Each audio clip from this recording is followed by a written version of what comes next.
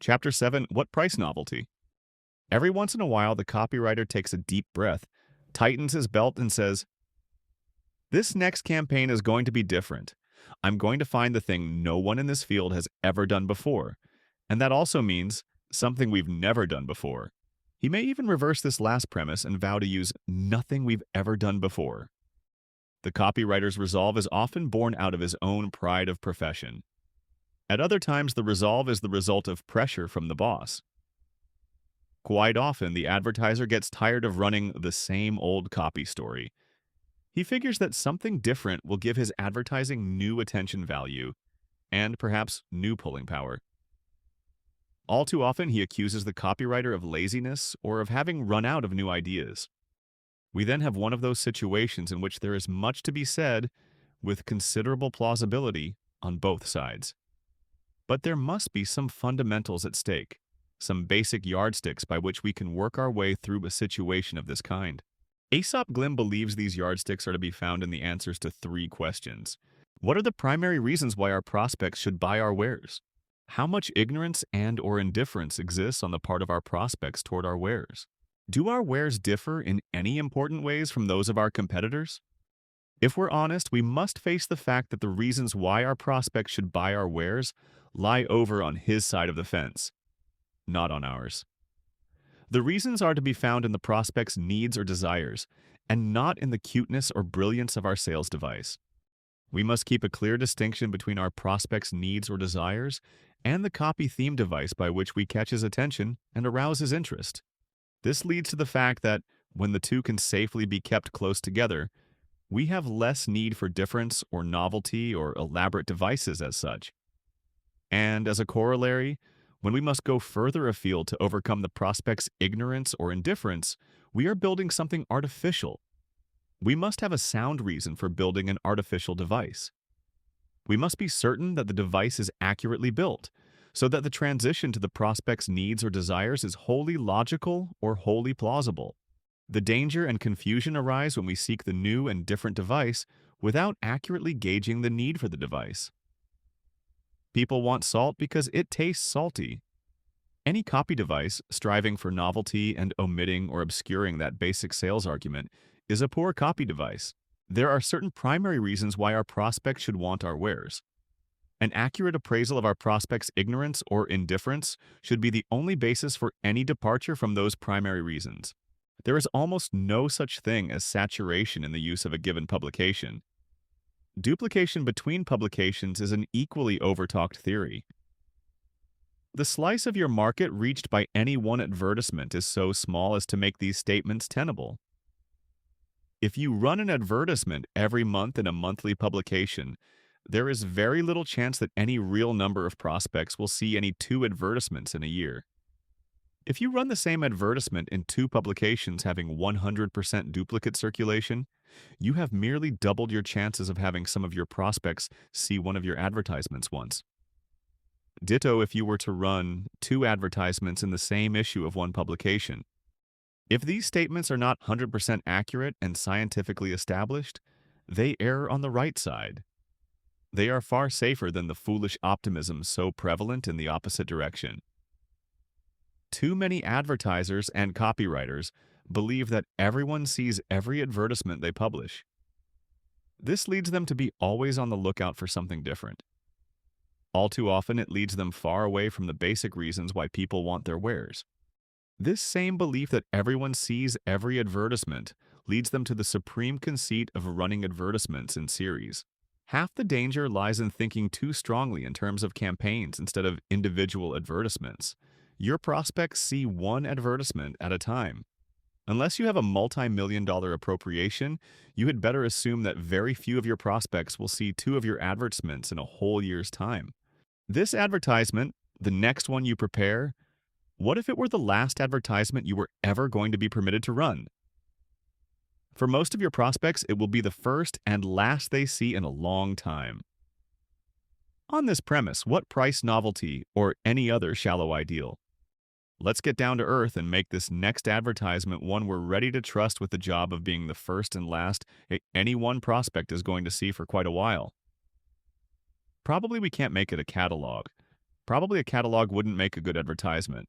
Our criterion becomes, what do we want to say and how do we want to say it, in order to be content to rest our case with what our prospects get out of this one advertisement. Having thus got down to fundamentals, having found the basic tie-up between what our product offers and what our prospect wants, having decided that saturation and duplication are not great perils, why ever change our copy? The advertiser is safest with the copywriter who keeps him down to earth. The copywriter whose eyes and interests are concentrated on the prospect. The copywriter is safest with the advertiser who doesn't want change solely for the sake of change. The advertiser who is content to sell his wares in terms of the prospect's needs and desires. Advertising craftsmanship and selling techniques are not ends in themselves.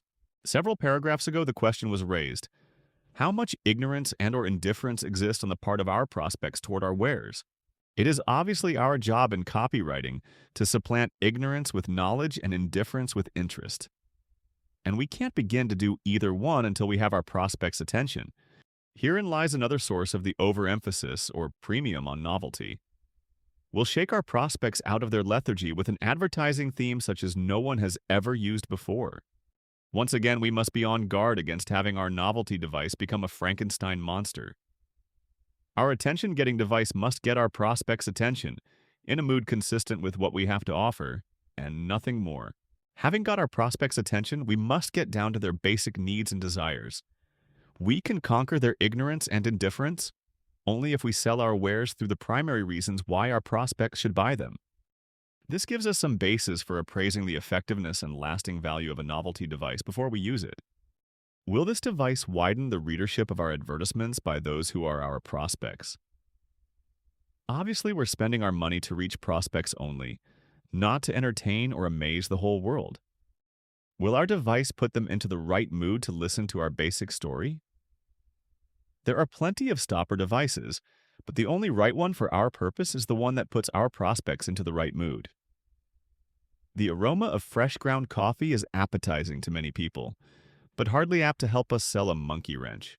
The desire for difference is sometimes expressed this way. We want an advertising theme that will put our product into a class by itself. This sounds so plausible that we're practically disrespectful to challenge it. However, being in a class by oneself isn't always a good thing. In a field of cattle, one animal with a touch of unicorn blood would be pretty much in a class by himself. Whether he'd find happiness is another matter. We must know, not guess, that it will be a good thing to appear different from our competition. We must be certain that our prospects will be able to identify our business for what it is. A bank should look like a bank. A filling station should look like a filling station and be recognizable before the motorist is too far past. We can picture a filling station built to look like an ice cream cone. It would be pretty much in a class by itself. We can also picture the children trooping in, seeking to buy ice cream cones, while the motorists speed by, seeking gasoline. Let's pause to register the fact that Aesop Glim is not automatically and at all times against either difference or change. When you need them, you need them. Conversely, when you don't need either a change or a difference, you may be on your way to losing sales by departing from the same old copy story. You may forget to include some of your basic sales arguments. You may, in your sophistication, talk over the heads of a large group of prospects who don't even know they are prospects. Here is another of the paths that tempt us astray. Our present customers have heard all our old sales arguments. Give us some new ones. In the first place, most sales managers wish that we're true and know it isn't. They also know that there are no new ones, unless the product itself has been changed. No new ones half as powerful or important as the old ones. Also that the old ones are the basic reasons, the good reasons, why their customers and prospects should buy the product. Finally, in most cases, it's not new sales arguments that keep old customers sold. Their repeat purchases are based on the product's performance and the company's various services in support of the product. What we must keep in mind is that we have both customers and prospects. Theoretically, at least, the prospects would be customers if they knew what the customers know, and the customers remain customers because they like what they know. If our advertisements tell our customers things they already know or think they know, they are flattered rather than bored. In a long and uncertain life, here are some things they're sure of. Their judgment is endorsed by our advertisements. But if our advertisements fail to tell our prospects what our customers know, we may well be starting down a blind alley. We must know, not guess, that our new and different copy story doesn't shut out and isn't over the heads of our prospects. The greatest seducer of all is our competitors' advertising. Too many advertising campaigns get to be rat races with the competition. Striving to outwit and outdo our competitors advertising-wise, we end up with advertisements that are merely competitive and not positive. Aesop Glim prefers to err on the side of write your advertising as though you had no competition. Many of your prospects won't even see a competitor's advertisement. Very few of your prospects will read either your or your competitor's advertisement with the eagle eye you imagine. Your competitive angles and sly digs will pass them by. If you claim to be best, your claim will be discounted because you made it. Most subtler comparative claims will be too subtle. Of the 3 degrees, superlative, comparative, and positive, be positive, as though you had no competition. If your selling activities are equally positive, you'll get your share of the market. In planning your advertising, keep your eye on your prospects rather than on your competition. Your competitors won't buy your wares in any great volume. Your prospects will if you cater to their basic needs and desires. By ignoring your competition, you'll be less tempted to seek novelty, change, or difference as ends in themselves. Sometimes all the products in a given field and in a given price range get to be a lot alike. The differences, if any, are not important to the prospect. The products have become virtually commodities or staples. Paying the same price, the user is equally well off with any one of them. At this point, if we're going to build brand demand for our particular product, we must somehow turn it from a commodity into a specialty. We must give it individuality. Creating a difference is not too difficult. We need merely be bold, to the point of freakishness or bad taste. We need merely tie a large pink bow onto our automobile, or say that spit is an ugly word. Creating a difference that is accurately aimed is sometimes difficult, sometimes not so difficult. Before presenting a checklist of 14 ways to establish individuality, let's agree on 2 ground rules. 1. We are here looking for copy material, not trademark value.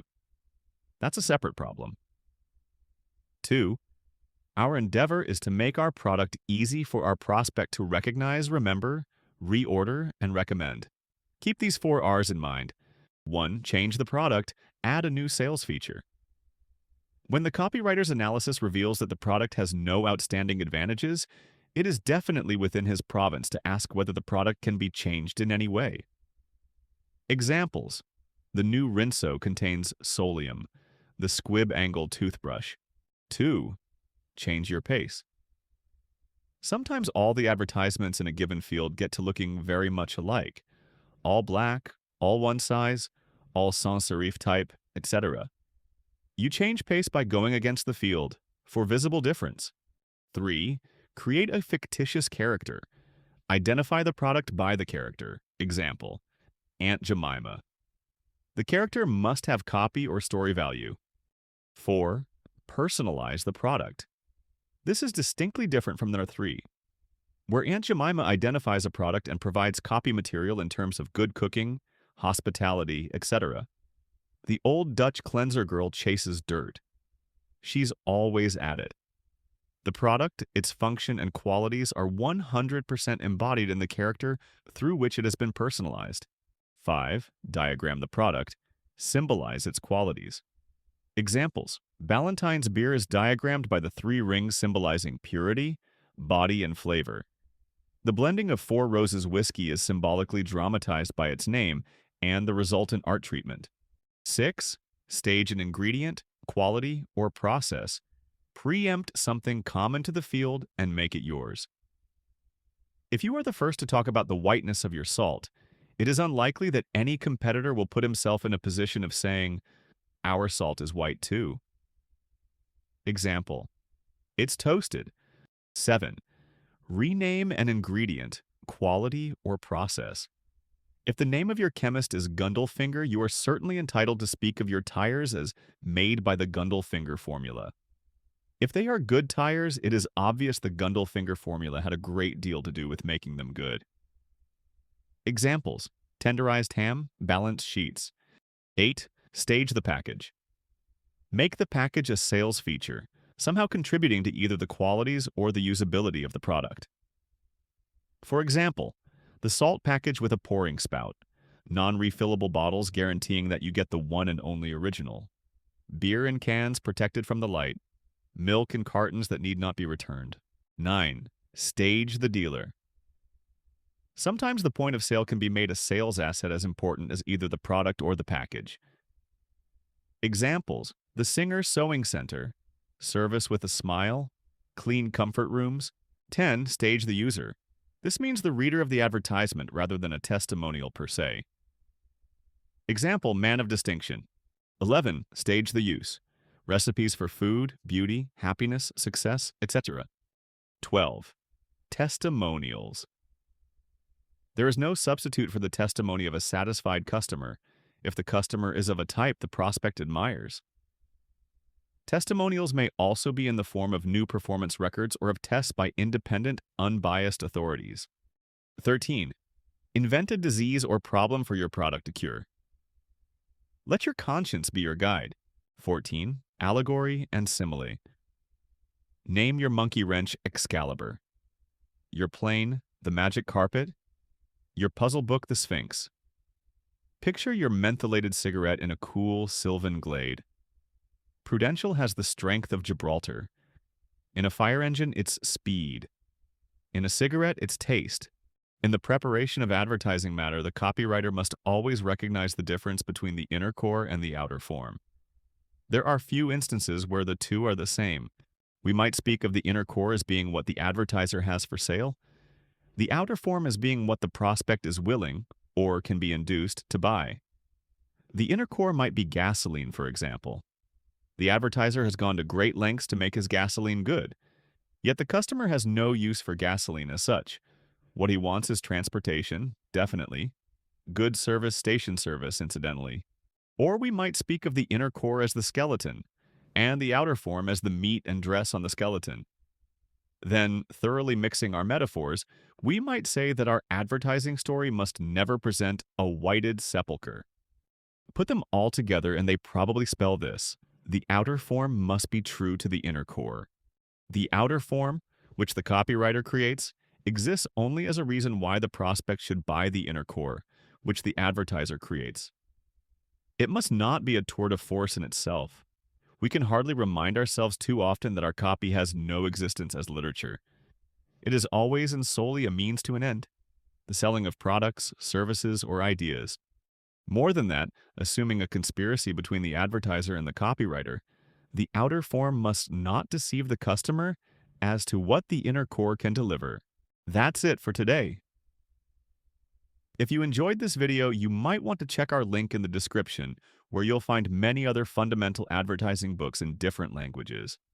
And don't forget to subscribe to the channel for more persuasion and marketing-related content. Thanks for watching, and I hope to see you again in the next video.